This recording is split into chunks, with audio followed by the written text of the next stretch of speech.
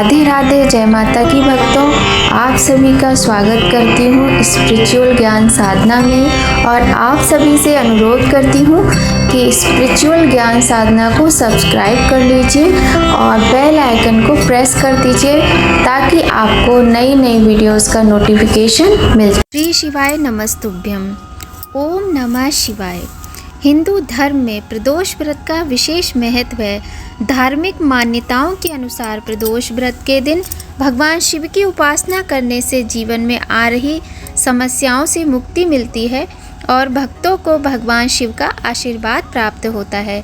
जय माता की, राधे राधे। कैसे हैं आप सभी लोग? आशा करते हैं सभी लोग बहुत अच्छे होंगे। बताने के लिए कमेंट में जय माता की, राधे राधे अवश्य ही लिखिएगा। तो भक्तों, आज की वीडियो बहुत महत्वपूर्ण है। अब हम आपको बताते हैं कि आज की वीडियो महत्वपूर्ण क्यों है। आषाढ़ का महीना चल रहा है जो कि समाप्ति की ओर है। आषाढ़ मास की देवशयनी एकादशी आज है और आषाढ़ मास के प्रदोष का व्रत कब है, इस विषय में बहुत अधिक संदेह बना हुआ है और लोगों के मन में तरह तरह का भ्रम है। कोई सोच रहा है कि शुक्रवार को रखे, कोई सोच रहा है कि बृहस्पतिवार को रखे। तो आखिर प्रदोष व्रत को किस दिन रखना चाहिए, क्यों रखना चाहिए, इसका क्या महत्व है? ऐसे बहुत सारे प्रश्न जो आपके मन में विचर रहे हैं, उनके प्रश्नों का उत्तर लेकर हम आए हैं। आज की वीडियो में हम बात करेंगे आषाढ़ मास के शुक्ल पक्ष के प्रदोष व्रत के विषय में। तो चलिए देर न करते हुए वीडियो का प्रारंभ करते हैं।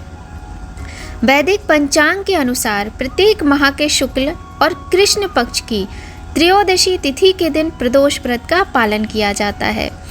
बता दें कि जल्द ही आषाढ़ माह का अंतिम प्रदोष व्रत रखा जाएगा। ऐसे में चलिए जान लेते हैं कि व्रत की तिथि क्या है, किस दिन रखा जाएगा। तो सबसे पहले इसी विषय में बात कर लेते हैं। वैदिक पंचांग के अनुसार आषाढ़ शुक्ल पक्ष की त्रयोदशी तिथि 18 जुलाई रात्रि 8:44 पर प्रारंभ हो जाएगी और इस तिथि का समापन 19 जुलाई शाम 7:41 पर होगा। हम आपको साथ ही ये भी बता दें कि भगवान शिव की उपासना प्रदोष काल में की जाती है, इसलिए यह प्रदोष व्रत 18 जुलाई 2024 गुरुवार के दिन ही रखा जाएगा।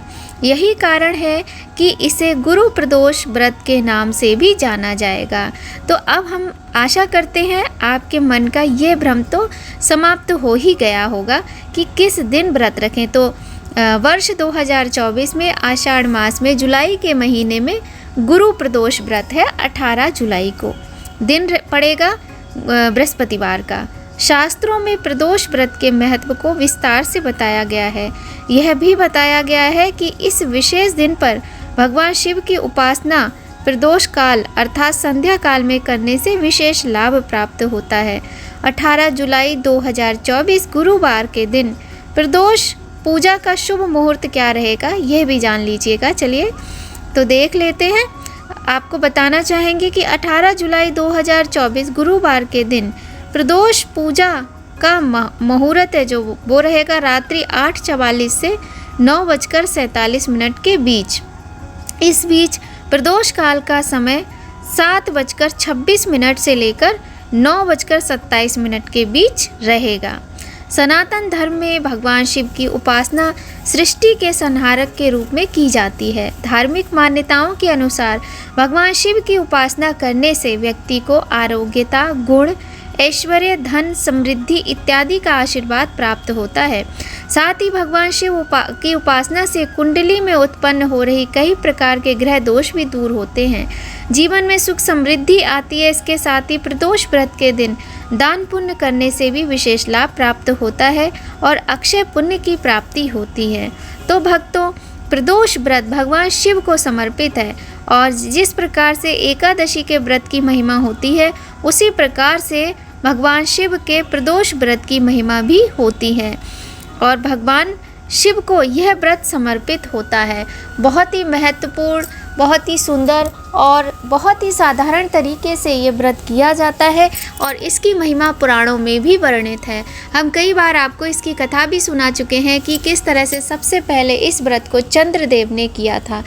तो चलिए ये कथा तो हम अपनी दूसरी वीडियो में आपके लिए लेकर आएंगे, लेकिन यहाँ पर आपके मन का यह संदेह, ये जो डाउट था वो तो क्लियर हो गया होगा कि प्रदोष व्रत, आषाढ़ के महीने का प्रदोष व्रत आपको किस दिन रखना है, कौन सी डेट को रखना है। ठीक है, तो यहाँ हमने ये जान लिया और हम अब आपको यहाँ यह बताना चाहेंगे, यदि आप प्रदोष व्रत रखना चाहते हैं, शुरू करना चाहते हैं, तो आप सावन के महीने में जो प्रदोष व्रत पड़ेगा उस प्रदोष से प्रदोष व्रत प्रारंभ कर दीजिएगा। ठीक है, क्योंकि बहुत ही आप सभी लोग जानते हैं कि कितना सुंदर होता है श्रावण मास। भगवान शिव का सबसे प्रिय महीना है, माता पार्वती का सबसे प्रिय महीना है और माता पार्वती भगवान शिव की कृपा प्राप्ति का प्रिय महीना है सावन का महीना। तो सावन के महीने से आप प्रदोष व्रत का प्रारंभ कर सकते हैं और एक दिन पहले से ही व्रत के नियमों का पालन करें तो उचित रहता है,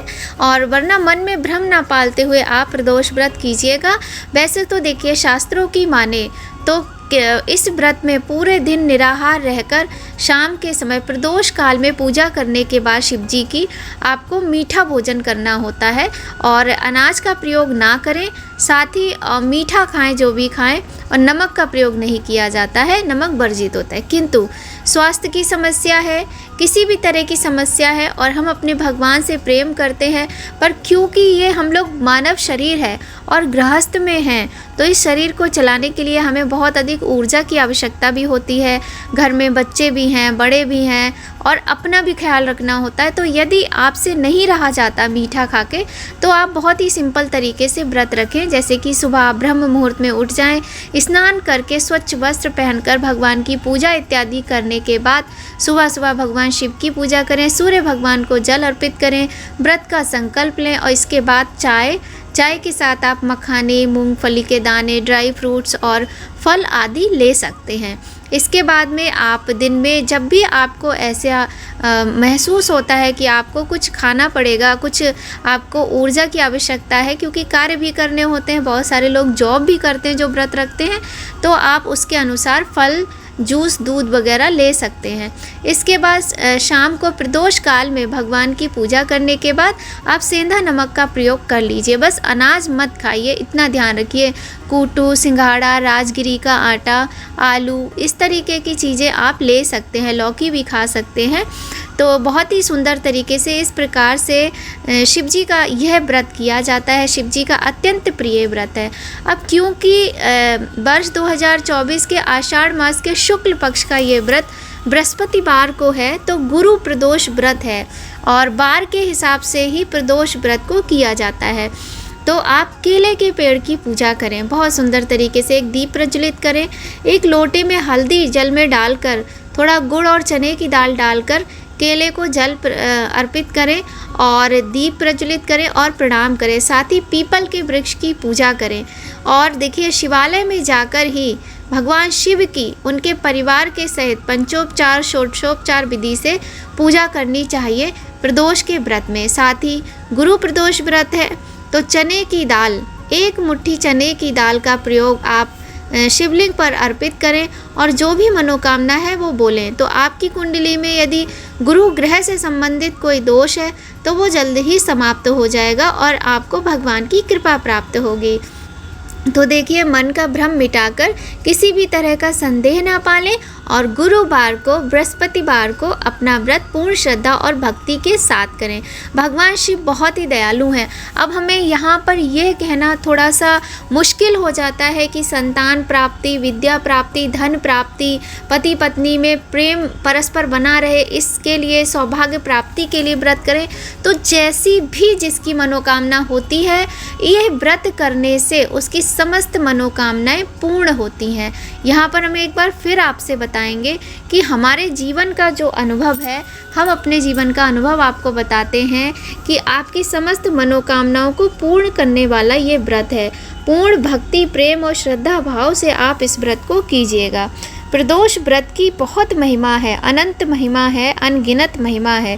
प्रदोष व्रत बहुत ही फलदायी होता है और भगवान शिव माता पार्वती का सबसे प्रिय व्रत होता है। तो आइए आज की कथा में, क्षमा कीजिएगा, आज की वीडियो में हम आपको भगवान भोलेनाथ की सुंदर स्तुति सुनाते हैं। इससे भगवान शिव अति प्रसन्न हो जाते हैं और भगवान शिव को प्रसन्न करने के लिए उनकी स्तुति, भजन और आरती सबसे सरल उपाय है। कहा जाता है भगवान शिव की स्तुति करना बहुत ही शुभ होता है और भगवान शिव अत्यधिक प्रसन्न हो जाते हैं। भगवान शिव को देवों का देव महादेव कहा जाता है। तो आशा करते हैं आप सभी के मन के संदेह खत्म हो गए होंगे और सभी समझ गए होंगे कि इस बार आषाढ़ मास शुक्ल पक्ष में गुरु प्रदोष व्रत रखा जाएगा, जो कि कल है।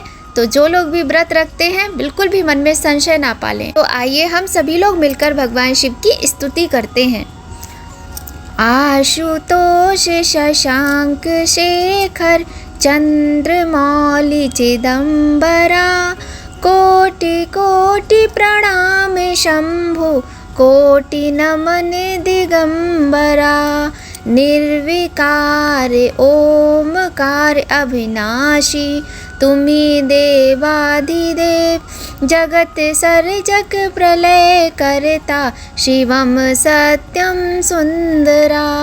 निरंकार स्वरूप कालेश्वर महायोगीश्वरा, दयानिधि दानीश्वर, जय जटाधार अभंकरा। शूलपाणि त्रिशूलधारी, औगड़ी बाघंबरी, जय महेश त्रिलोचनाय, विश्वनाथ विशंभरा। नाथ नागेश्वर हरोहर, पाप साप अभिशापितम, महादेव महान भोले, सदा शिव शिव शंकरा। जगतपति अनुकर्ति भक्ति, सदैव तेरे चरण हो, क्षमा हो अपराध सब, जय जयति जगदीश्वरा। जन्म जीवन जगत का संताप ताप मिटे सभी, ओम नमः शिवाय मन जपता रहे पंचाक्षरा। आशुतोष शशांक शेखर चंद्रमौलि चिदंबरा, कोटि कोटि प्रणाम शंभु, कोटि नमन दिगंबरा। कोटि नमन दिगंबरा, कोटि नमन दिगंबरा, कोटि नमन दिगंबरा। बोलिए देवों के देव महादेव की जय। तो इस प्रकार से ये सुंदर सी स्तुति है भोलेनाथ की। आप शिव चालीसा का पाठ कर सकते हैं, आप रुद्राष्टक का पाठ कर सकते हैं, आप लिंगाष्टक का पाठ कर सकते हैं। कहने का तात्पर्य है कि कुछ भी आप भगवान शिव के सम्मुख कोई भी पाठ कीजिएगा बड़े ही प्रेम से, और उनकी कथा करनी होती है। जब प्रदोष व्रत होता है तो प्रदोष व्रत में भी कथा अति आवश्यक होती है। कथा करने के बाद भगवान की आरती करें, आरती के साथ ही भगवान भोलेनाथ की पूजा संपूर्ण होती है। तो आज की वीडियो अगर आपको थोड़ी भी हेल्पफुल लगे, थोड़ी भी पसंद आए, तो वीडियो को लाइक अवश्य करें। और मिलते हैं आपसे नई वीडियो में बहुत जल्दी फिर से नई जानकारी के साथ। तब तक सभी लोग अपना और अपने अपनों का ख्याल रखें। और हाँ, आप सभी से हाथ जोड़कर विनम्र प्रार्थना है कि अपना प्यार, अपना आशीर्वाद, अपना सपोर्ट स्पिरिचुअल ज्ञान साधना चैनल पर सदा ही बनाए रखें। और कमेंट में जय माता की राधे राधे अवश्य ही लिखिएगा। भगवान भोलेनाथ की कृपा अपने सभी भक्तों पर सदा बनी रहे। इसी के साथ जय माता की राधे राधे।